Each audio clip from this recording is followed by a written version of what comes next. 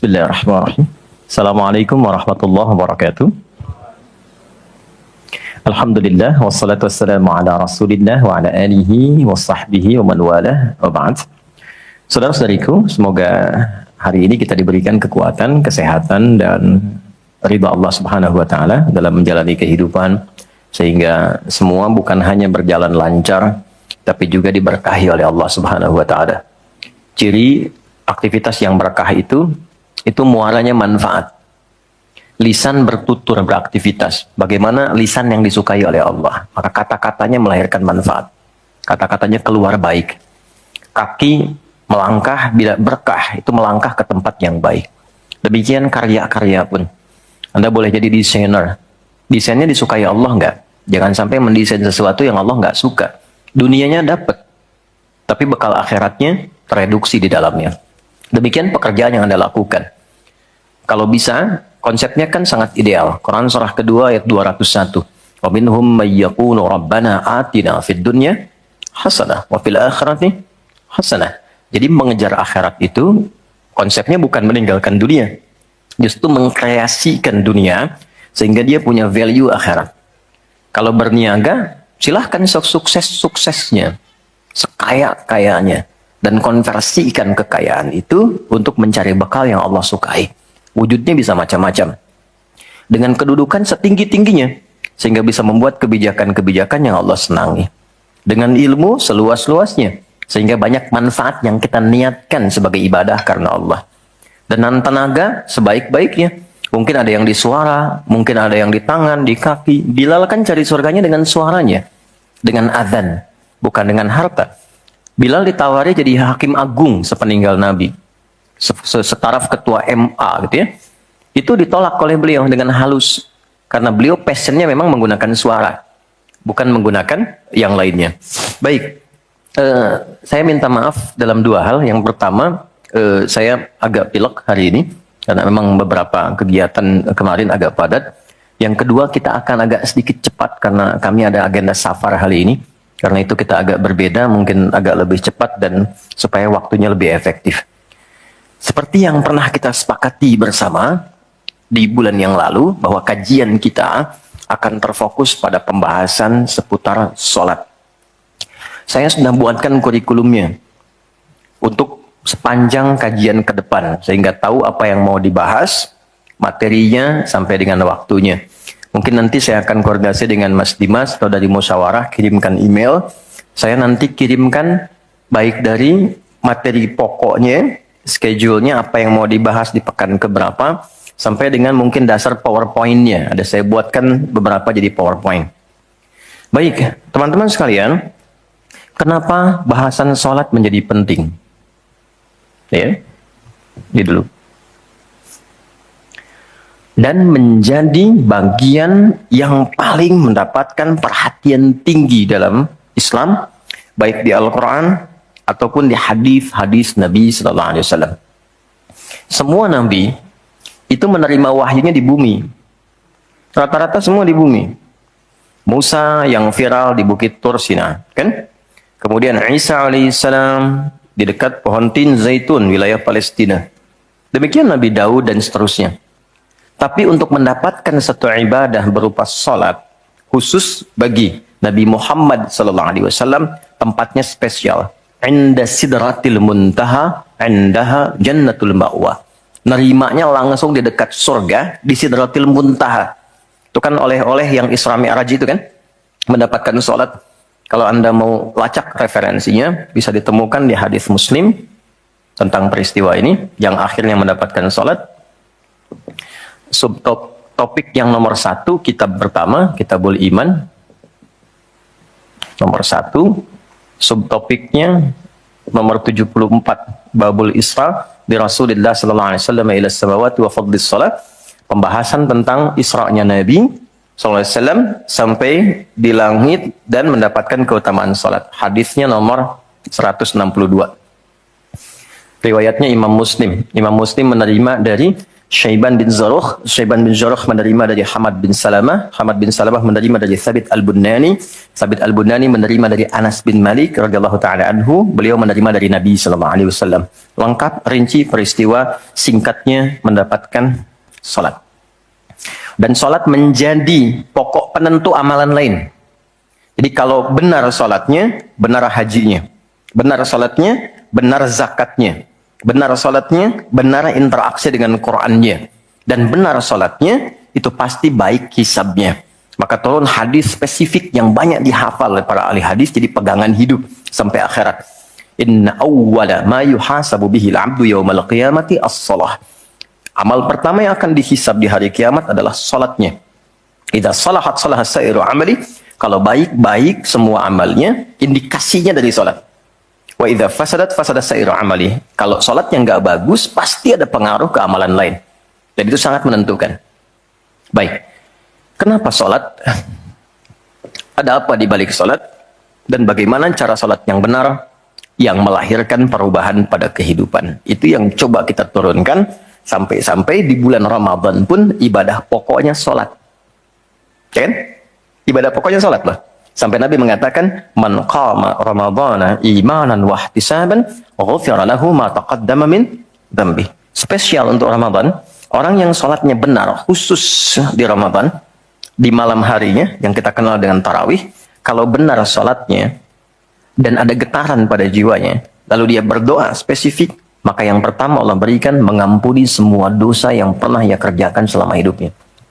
Dan itu nggak main-main. Artinya merubah dia menjadi lebih baik. Itu salat. Karena itu kenapa ada tambahan di Ramadan spesifik untuk meningkatkan salat tarawih. Berarti ada sesuatu yang sangat penting. Yuk kita mulai. Pertama kita akan bahas dari segi nama. Ya? Kedua, kita akan bahas dari segi fungsi atau hikmah atau manfaat.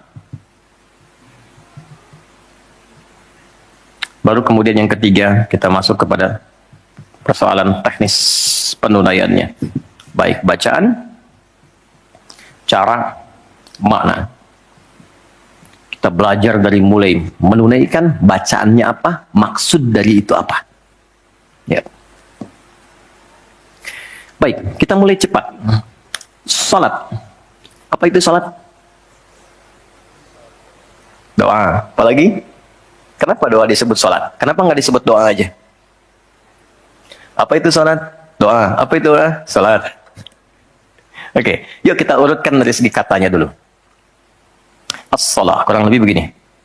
Nanti ada versinya, ada yang pakai waw, itu ujungnya nanti kembali ke alif. Ini ya. Teman-teman, salat itu seakar dengan kata silah. Silatun. Seakar verbnya, kata kerjanya dengan kata wassala. Wusul. Silah dalam bahasa Arab artinya sesuatu yang terhubung kuat sehingga dengan erat dan kuatnya ini sulit dilepaskan. Pernah dengar silaturahmi? Ya kan? Kenapa disebut dengan silaturahmi? Karena ada hubungan perhatian kasih yang dalam sehingga dimanapun dia masih tersambung untuk memperhatikan. Jadi silaturahmi itu bukan begini, bukan Anda kumpul menyapa di teman yang hadir. Itu bukan silaturahim. Anda menyapa orangnya ada, wajar, orangnya masih ada. Tapi ketika Anda pulang, Anda mendoakan dan support pada kebaikan, itulah silah namanya.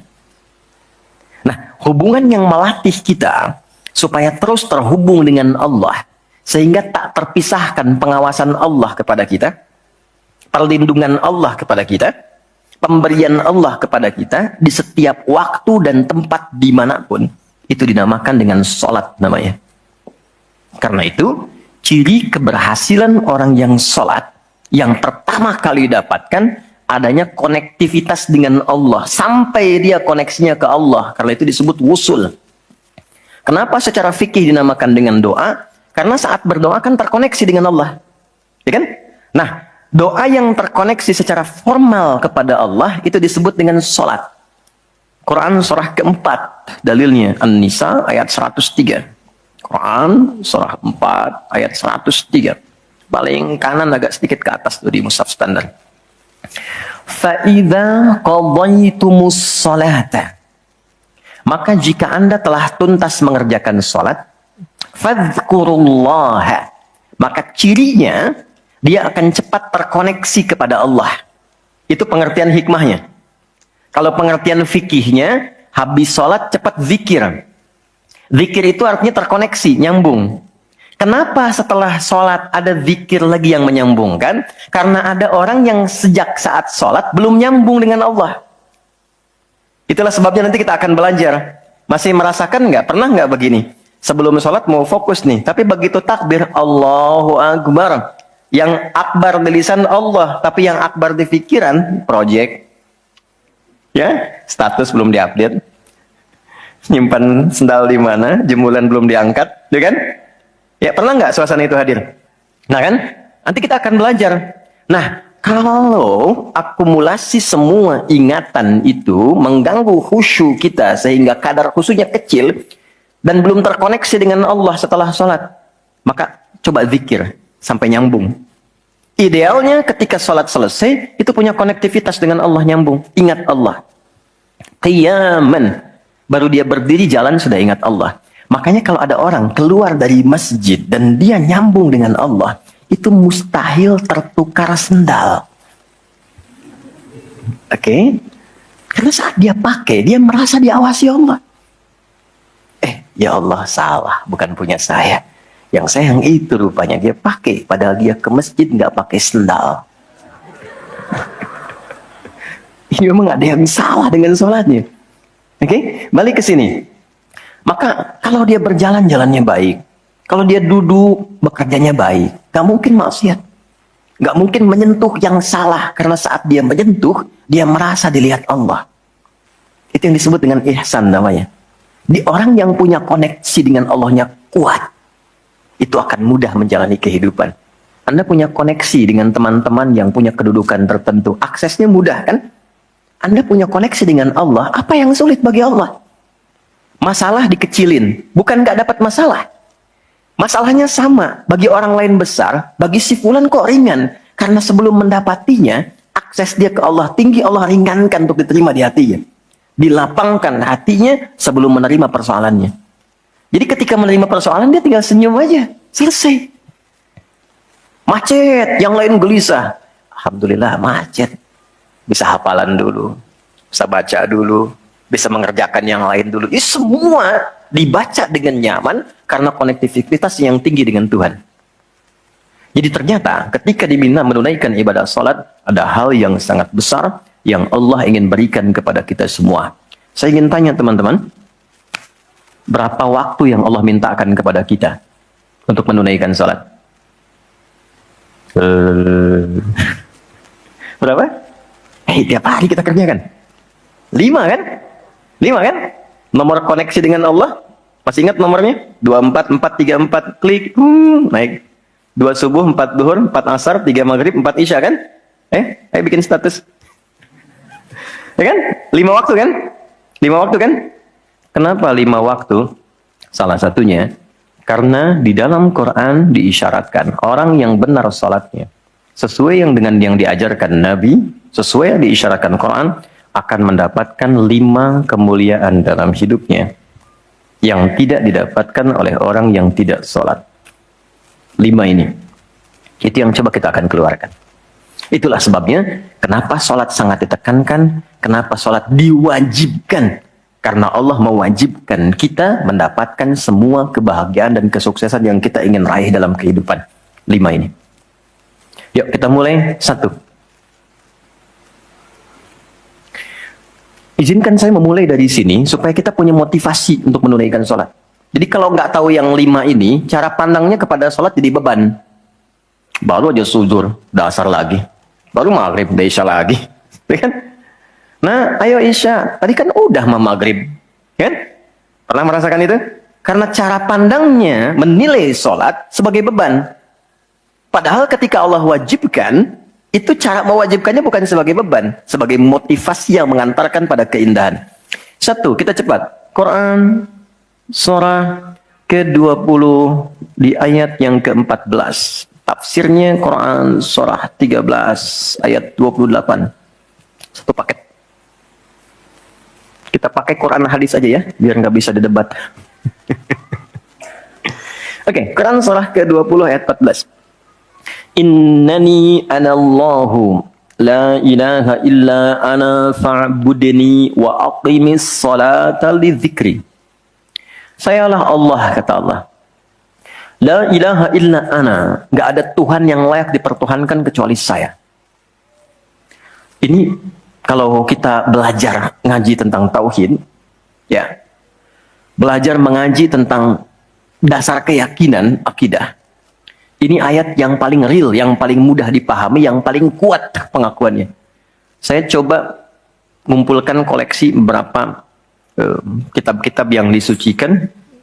Saya kumpulkan, nggak ada satupun kecuali di Quran yang tegas mengatakan, Tuhannya langsung mengatakan, tidak mewakili perwakilan. Sayalah Allah, satu-satunya yang dipertuhankan, sembah saya. Coba di Quran. Kita simpan ini dalam bab tauhid. Sekarang kita teruskan. Bagaimana cara menyembahmu ya Allah? Fa'budni wa aqimis sholata lidzikri. Tunaikan sholat. Ya, sebagai pembuktian penyembahan kepadaku. Lidzikri. Untuk mengoneksikan dirimu denganku. Satu, sholat adalah pembuktian sebagai hamba. Pembuktian iman. Pelan-pelan. Yang pertama,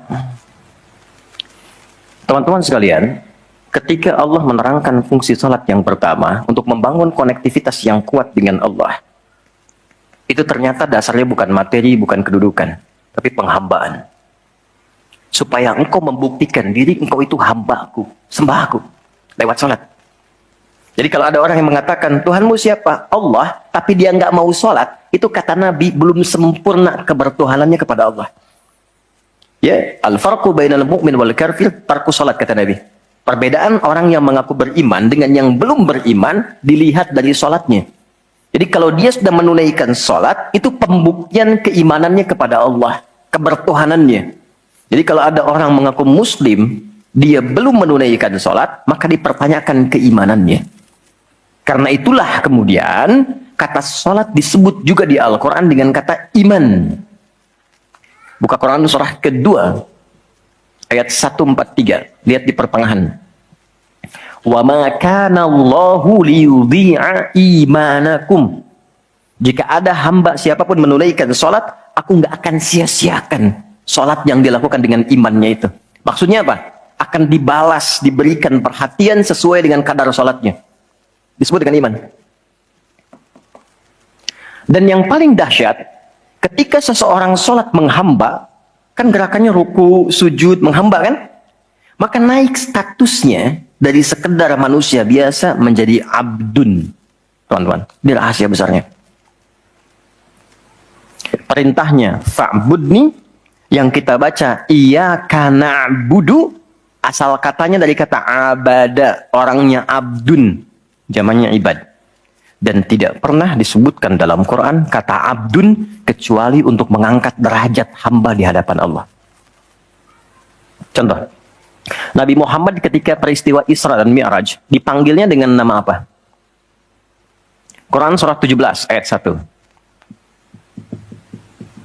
Subhanalladzi asra bi'abdihi. Tidak disebut Nabi, tidak disebut Rasul, tapi abdun. Nabi Sulaiman ketika diberikan kekuasaan besar, punya kedudukan yang hebat sampai menundukkan awan. Ya, sebelum Songgoku, Songgohan punya awan Kinton, Nabi Sulaiman sudah punya duluan. Suzuki Yatanabe tahun 96 kan, bikin komiknya. Saya nggak terlalu baca itu atau tonton, tapi saya tahu. Itu awan ditundukkan, angin bolak-balik. Ketika mendapatkan kedudukan itu, sifat yang disebutkan abdun, bukan Nabi, bukan Rasul. Quran surah 38 ayat 30. Wa wahabna li Dawuda Sulaiman ni'mal abdu. Oke, Nabi Zakaria alaihissalam ketika akan diangkat statusnya dari suami menjadi ayah dan sudah berharap tinggi, dikabulkan, naik status, diberikan anugerah, disebutnya dengan abdun. Quran surah 19 di ayat yang kedua. Dzikra rahmati rabbika abdahu Zakaria. Nabi Nuh diangkat status memimpin kelompok generasi manusia setelah Nabi Adam, naik ke kapal, jadi pemimpin besar. Begitu diangkat, yang disebut statusnya abdun. Quran surah 17 ayat 3. Innahu kana abdan syakura. Kenapa disebutkan abdun? Abdun itu sifat penghambaan. Semakin tinggi ibadahnya, semakin tinggi pendekatannya ke Allah, semakin diangkat. Jadi dengan Allah itu, karena Allah Khalik, kita makhluk. Laisa kamitslihi syai', enggak sama sifatnya. Jadi kalau ke Allah itu jangan terlalu ngangkat. Kalau tinggi direndahkan, kalau rendah ditinggikan. Karena itu kenapa saat sholat kita merendah supaya ditinggikan. Itu poinnya. Jelas ya? Itulah sebabnya kenapa Nabi dijamin surga, turun surah Al-Kautsar itu satu-satunya Nabi yang sebelum wafat turun surganya. Rasulullah dengan turunnya surah Al-Kautsar. Kenapa? Salah satunya karena ibadahnya. Coba lihat kesaksian Sayyidah Aisyah itu di Al-Bukhari nomor hadis 1147. Kedatangan tabi'in namanya Abu Salamah bin Abdurrahman, tanya bagaimana sholat malamnya Nabi. Kata Sayyidah Aisyah, jangan ditanya panjang dan khusyuknya, panjang dan bagusnya. Beliau memang sholatnya 4 rakaat di awal, tapi jangan tanya panjang dan bagusnya. Beberapa sahabat dulu pernah pengen tahu, penasaran. Diikuti sholat di belakang Nabi. Ternyata rakaat pertamanya dikira Al-Baqarah 100 ayat akan ruku. Ternyata disambungkan ke 286 ayat sampai selesai. Dikira setelah selesai akan ruku. Ternyata Alif Lam Mim lagi, Ali Imran sampai selesai. 200 ayat. Dikira ternyata setelah La'alakum Tuflihun 200 ayat Ali Imran akan ruku. Nyambung An-Nisa 176 ayat. Baru kemudian ruku setelah 5 juz 4 halaman. Ruku. Besoknya orang-orang ini nggak ikutan lagi. Udah. Lain memang levelnya. Salam. Tersentuh kaki Nabi itu dengan tangan Sayyidah Aisyah. Ini menunjukkan sederhana kehidupannya. Bayangkan kan, suami sholat, istri tidur, nyentuh bagian kaki. Kira-kira tidurnya, alasnya di mana tuh? Nabi besar loh, ahli surga, hebat, pemimpin besar. Kehidupan demikian. Tapi kalau sedang beramal, kaya. Sodakoh, kaya. Sholat, kaya. Kakinya bengkak. Kata Sayyidah Aisyah, kenapa begini ya Rasulullah? Alam takun madbuna, alam takun ma'sumah. Engkau kan dijamin surga, surahnya sudah turun. Engkau dijaga dari kesalahan maksum. Jawabannya ringan sekali. Afala akunu abdan syakura, abdun. Apa enggak boleh aku menjadi hamba yang bersyukur? Ternyata syukur itu kalau dulu para nabi itu pakai ibadah. Jadi kalau dapat nikmat nih teman-teman, ini rahasia hari ini ya. Di antara kita saja ya. Karena saya nggak bagi di yang lain nih, cuma di sini nih. Ya. Para nabi itu, kalau mereka dapat nikmat apapun, itu yang dilakukan syukur. Dan syukurnya lewat ibadah. Contoh, biasa kan suka hadir ulang tahun ya. Masuk ulang tahun kesekian. Nabi tiba-tiba hari Senin puasa. Ditanya oleh sahabat, ya Rasulullah kenapa puasa? Kata Nabi, ini hari lahirku. Jadi mensyukuri nikmat kelahiran dari waktu yang telah berjalan, itu pakai ibadah. Begitu dapat anugerah surga, turun Al-Kautsar, malah diminta ibadah oleh Allah. Inna a'tainakal. Setelah itu apa? Fasolli li rabbika.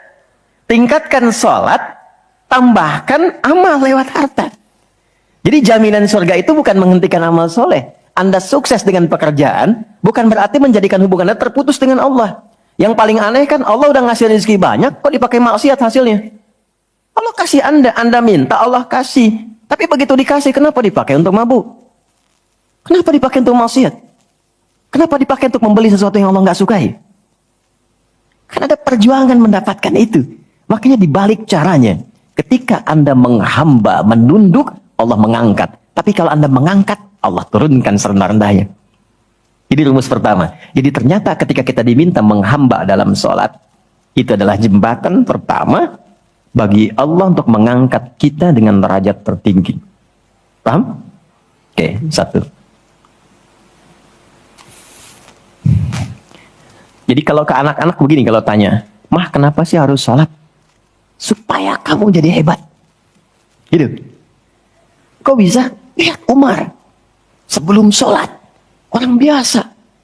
Kerjanya begini, cuman jalan-jalan, mabuk dan sebagainya. Tapi setelah sholat, dia jadi pemimpin yang sangat hebat. Dia hafal sekian bahasa. Dia dirikan sekolah-sekolah. Pemikirannya hebat, tangguh orangnya, di mana-mana dikagumi. Itu. Kalau ada karyawan Anda bertanya, kenapa Pak harus sholat? Supaya kita makin sukses proyeknya. Makin banyak omsetnya. Coba lihat Abdurrahman bin Auf. Bukankah sebelum dia sholat dia kaya tapi biasa, malah hilang kekayaannya. Tapi setelah dia sholat dan dia praktekkan makna-makna dalam sholat, meningkat level kekayaannya sampai yang ketiga tertinggi. Dari kaya, kaya banget, kebangetan kayanya. Kapaknya terbuat dari emas kan? Abdurrahman bin Auf. Itu setelah sholat. Itu viral sekali kisahnya. Ya, jadi ini bagian pertama. Jadi ketika ada panggilan hayya 'alas shalah, atas jak Allahu Akbar, rasakan panggilan itu ingin mengangkat derajat kita. Jadi kalau panggilan sholat itu dipahami sebagai hanya tuntutan ibadah, nanti jadi beban. Allahu Akbar, sing ngantuk ya Allah. Tapi ketika Anda sudah merencanakan, kan malamnya kita bikin kurikulum, kan kegiatan kita tuh nyambung. Malamnya istighfar, menyiapkan kurikulum untuk besok. Istighfar itu mengoreksi yang belum bagus apa hari sebelumnya. Katanya pengen ke surga, surganya Firdaus, tapi sholatnya masih bolong-bolong. Baca Quran belum maksimal, sedekah belum ada. Kita koreksi besok terencanakan. Saya pengen sholat di tempat ini. Besoknya saya akan misalnya mengerjakan ini, capaiannya ini. Bikin kurikulum A sampai Z. Begitu kita bangun tidur, dipanggil. Allahu Akbar, Allahu Akbar. Yang kita siapkan itu tadi, rencana. Dibawa menghadap Allah, minta kemudahan. Minta perlindungan, minta pengangkatan. Makanya kenapa sholatnya disebut subuh dari kata asbah. Sesuatu yang sudah siap dengan rencana. Wasubhi idza tanaffas. Quran surah 81 ayat 18. Di orang Islam itu bangun dari tidur, dia sudah punya rencana yang mau dia siapkan ke depan apa. Jadi nggak ada ceritanya ke depan bingung. Jam 7 mau kerjakan apa, 9 ada di mana. Rencana itu dibawa menghadap Allah. Dalam sholatlah kita mintakan kemudahan. Itulah pengantar, pengangkat derajat. Jadi ketika azan berbunyi kalimatnya Allahu Akbar, Allahu Akbar. Ini peluang saya. Jelas? Halo, jelas? Alhamdulillah. Dua, masih di sini. Dua. Wa aqimis salata lidzikri, tunaikan salat untuk mengingatku. Apa manfaat zikir? Apa manfaat zikir? Kembali ke Quran surah 13 ayat 28. Ala bidzikrillahi tatmainnul qulub. Yakin, ala itu harful ikhbar wa taukid. Huruf yang berfungsi menginformasikan dan menegaskan. Kata Allah, yakinkan pada jiwamu. Semakin banyak engkau berzikir, dampaknya semakin tenang hatimu. Jadi kalau sedang gelisah, zikir, bukan update status. Ingat ya? Karena mengupdate status, mencurahkan pada media sosial, tidak menghilangkan kegelisahan. Dan tidak menyelesaikan masalah. Bintaro macet ya. Apa dengan dibuat macet selesai? Tidak. Nggak nyangka ya dia seperti itu. Nyangka. Ketika ada orang mengatakan nggak nyangka, sedang nyangka dia tuh. Dan tidak selesai masalahnya. Apa kata Quran? Jika Anda sedang gelisah, optimalkan zikir. Apa itu zikir? Semua jenis kegiatan yang menyambungkan kita dengan Allah. Misal, doa. Doa itu di Quran disebut zikir. Quran surah 7 ayat 205. Wadhkur rabbaka fi nafsika tadarruan wa khifatan wa dunal jahri minal qaul. Kalau Anda sedang gelisah banyak persoalan, alih-alih mengeluh, angkat tanganmu minta kepadaku. Bukankah saat berdoa menjadi semakin tenang? Solusi belum datang, tapi hati lebih tenang kan? Dan jiwa yang tenang itu melahirkan pemikiran yang gemilang, hasil yang cemerlang. Jadi begitu kita lebih tenang, lebih mudah menanti solusi. Anak belum pulang, doa. Besok ada ujian, doa. Ada proyek mau dilakukan, kita gelisah, doa. Itu fitrah. Quran itu disebut zikir. Quran surah ke-15 ayat 9. Inna nahnu nazzalna dzikra wa inna lahu lahafidhun. Kalau sedang gelisah, masalahnya kompleks, ambil wudhu, ambil mushaf, buka. Itu baru pegang mushaf, baru buka. Dampaknya ke hati itu kuat.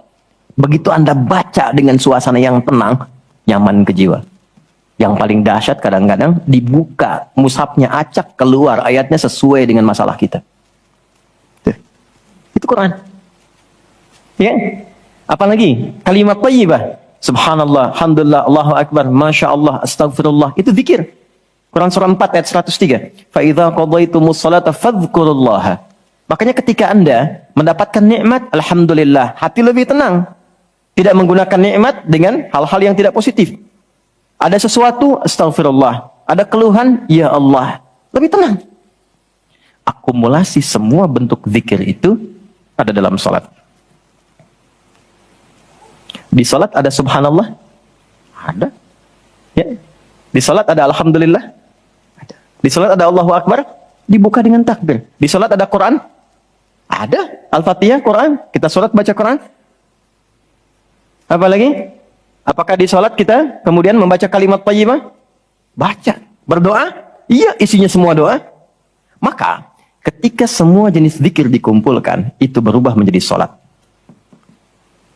Dan kalau satu zikir saja membuat tenang, apalagi sholat. Makanya sholat itu, jangankan ibadahnya, tempatnya saja bikin tenang. Coba teman-teman, ikhwan ya. Anda ada masalah nih di kantor, mampir ke masjid. Itu buka pintu masjid baru masuk, sudah tenang. Enak. Makanya saya sering katakan, sering share dengan beberapa kawan, Anda kalau sedang kerja, coba pulangnya jangan langsung ke rumah. Mampir ke masjid dulu. Yang terdekat ya dengan rumah. Yang terdekat. Mampir ke masjid, sholat 2 rakaat. Di situ sampaikan, ya Allah, aku telah berikhtiar seperti apa yang telah Engkau perintahkan. Dan aku bertawakal akan rezeki yang telah Engkau tetapkan. Itu begitu Anda selesai berdoa pulang, yang dibawa ke rumah aura masjid bukan aura kantor. Dan istri anak-anak di rumah mendapatkan ketenangan yang sempurna. Jadi nerima antum itu terima dalam keadaan yang penuh dengan ketenangan. Jadi ketika menyambut anak, ayah, papa, papi, buya, antumnya tuh udah enak nerimanya. Coba kalau nggak percaya, rasakan itu. Ke masjid itu beda. Dibanding rumah sendiri, rumah Allah lebih tenang kan? Itu baru tempatnya. Dan puncaknya Ka'bah. Yang menjadi kiblat. Itu ada di Quran, surah kedua, ayat 125. Wa idh ja'alnal baita mathabatan linnasi wa amna. Dan pelajari, pahami, renungi. Ketika aku tetapkan dengan keagunganku, Ka'bah pusat ibadah yang menenangkan. Sebanyak apapun Anda punya kesulitan, depan Ka'bah itu ngalir air mata, tenang aja. Gitu. Pancarannya masjid. Ya. Masya Allah ya. Nah, amalannya sholat. Jadi ambil suasana itu, bawa ke dalam diri kita, untuk menghasilkan apa yang kita harapkan. Yang kedua, di intinya kalau sedang tidak tenang, gelisah, ada persoalan, atau bahkan ya, untuk menentukan satu urusan. Kalau Anda bingung, merasa ada saingan yang tidak sehat, merasa ada orang-orang yang mungkin mengganggu, lakukan sholat sebelum berangkat. Tahu Imam Al-Bukhari ya? Beliau menulis Sahih Al-Bukhari kan? Itu sebelum menulis setiap satu hadis, sholat 2 rakaat. Kalau tenang, baru dituliskan. Tidak tenang, beliau sholat kembali. Ditulis di Masjidil Haram, diselesaikan di Masjid Nabawi. Itulah sholat. Makanya semua nabi yang pernah bertugas di bumi, itu sholat. Dan kita yang paling sempurna caranya. Nabi Isa, Yesus, sholat. Quran surah 19, ayat 31. Sampai 33-nya. Wa ausani bis sholah. Allah mewasiatkan padaku untuk sholat. Nabi Zakaria, sholat. Quran surah ketiga, ayat 39. Fanadatul malaikatu wa huwa qa'imun yusalli fil mihrab. Salat. Nabi Ismail, kakek Nabi ke-29, bahkan meminta keluarganya disiplin salat. Quran surah 19, Maryam ayat 55. Wa kana ya'muru ahlahu bis shalah. Jadi kalau kita urutkan dari awal sampai ke Nabi Muhammad sallallahu alaihi wasallam, atau kita tarik mundur dari Nabi Muhammad ke Nabi Adam alaihissalam, tidak ada satupun nabi yang bertugas di bumi kecuali mereka salat. Muhammad SAW bin Abdullah bin Abdul Muttalib bin Hashim bin Abdul Manaf bin Qusay bin Murrah bin Kilab bin Ka'ab bin Ghalib bin Fihir bin Malik bin Nadar bin Kinana bin Khuzaimah bin Mudrika bin Ilyas bin Nizar bin Mudar bin Ma'ad bin Adnan bin Adi bin Adri bin Muqawwam bin Nahur bin Ya'rub bin Yasjub bin Ismail alaihissalam, bin Nabit bin Ismail alaihissalam, bin Ibrahim alaihissalam, bin Adhar bin Nahur, bin Abir bin Kinan, bin Arfakhshad bin Sam bin Nuh alaihissalam, bin Mihlail bin Matushala, bin Kinan, bin Anwas, bin Tith, bin Adam alaihissalam. Semua tersambung. Saya ulangi. Semua salat. Oke? 3. Quran surah 29 ayat 45. Salat bila dikerjakan dengan benar akan merubah pelakunya menjadi lebih baik. Secara singkatnya, salat mendidik kita menjadi pribadi yang baik. Nah, sumber keburukan itu yang menjadi lawan dari baik itu ada 2. Jadi kalau ada orang yang tidak baik, anak yang kurang baik, ayah yang kurang baik, ibu yang kurang baik, itu artinya ada satu dari 2 ini yang melekat pada dirinya. Satu, disebut dengan fakhsya.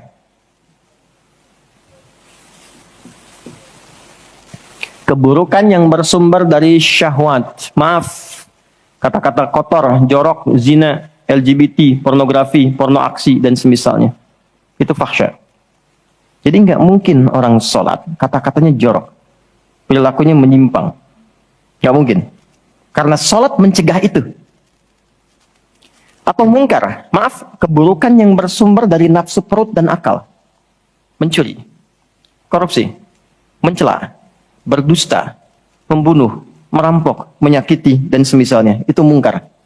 Makanya ketika seseorang berbuat itu, hatinya mengingkari. Itu disebut mungkar. Hatinya mengingkari. Maka orang sholat, pasti bila sholatnya benar, karena dia tersambung dengan Allah, fakhsya dan mungkarnya tertekan. Yang muncul jiwa baiknya, jiwa takwanya. Ketika yang muncul kebaikannya, yang buruknya ditekan, maka yang keluar dari semua bagian tubuhnya, semuanya perilaku baik. Itulah sebabnya ketika Allah berfirman tentang hal ini, disampaikan di Quran surah 29 ayat 45. Inna sholata tanha anil fakhsya wal munkar. Mengujinya gampang. Kita uji dengan sejarah pendekatannya. Semua masyarakat di era Nabi, itu kan sebelum masuk Islam, perilakunya itu sangat menyimpang. Tidak kenal kebaikan. Tak kenal kebaikan itu jahlun namanya.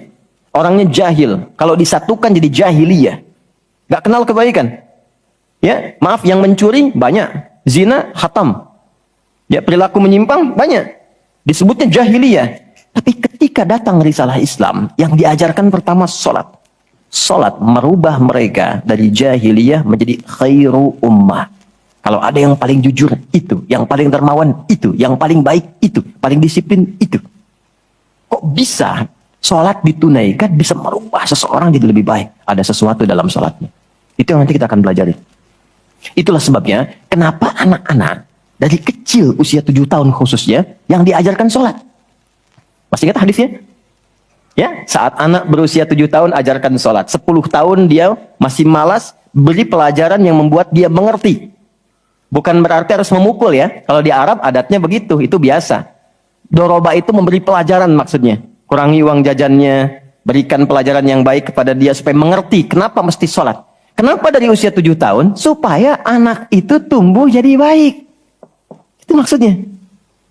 Cuma anak sekarang advance. Gen Z yang sekarang itu sebelum sholatnya sempurna, TK sudah manasik ya. Nggak apa-apa sih, cuma ini maksimal dulu yang kedua ya. Oke, 4, saya cepat karena waktu kita terbatas. 4.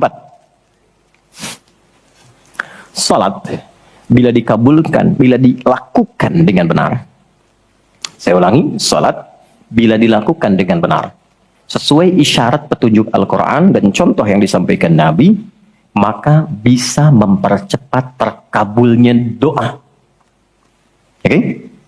Mempercepat terkabulnya doa. Itulah kenapa secara bahasa sholat disebut doa.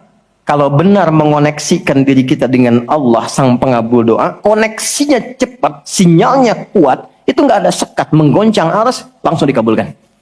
Dan nggak ada jeda. Oke, Quran langsung, surah ketiga, ayat 38 sampai 39. Surah 3 Ali Imran ayat 38 sampai 39. Kita belajar dari kisahnya Nabi Zakaria alaihi salam. Contoh kecil sekali. Secara singkat sudah berumah tangga, sudah sekian lama, rambut sudah memutih, fisiknya sudah letih, itu dilukiskan di surah Maryam nanti, ayat 1-9 kita dapati. Istri divonis secara medis, nggak mungkin punya keturunan. Secara medis loh, sudah menopause dan maaf, mandul. Secara medis nggak mungkin, secara klinis nggak mungkin. Tapi ini yang paling hebat. Jika manusia, catat ini baik-baik ya, jika manusia sudah menyimpulkan nggak bisa, itu tanda langsung dari Allah supaya menengadahkan permohonan langsung kepada Allah tanpa campur tangan makhluk.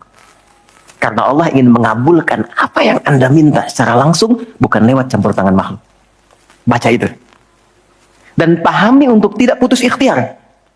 Jadi kalau rahmat Allah itu jangan dibawa dengan putus asa. La taqnatu min rahmatillah. Jangan pernah putus asa. Jadi jangan ada bahasa begini, ya nggak mungkin, ya nggak bisa. Jangan diambil. Begitu orang mengatakan nggak mungkin, itu tanda dari Allah. Allah ingin memberikan langsung tanpa campur tangan manusia. Maka apa yang dilakukan Nabi Zakaria? Beliau kemudian sholat di mihrabnya Maryam.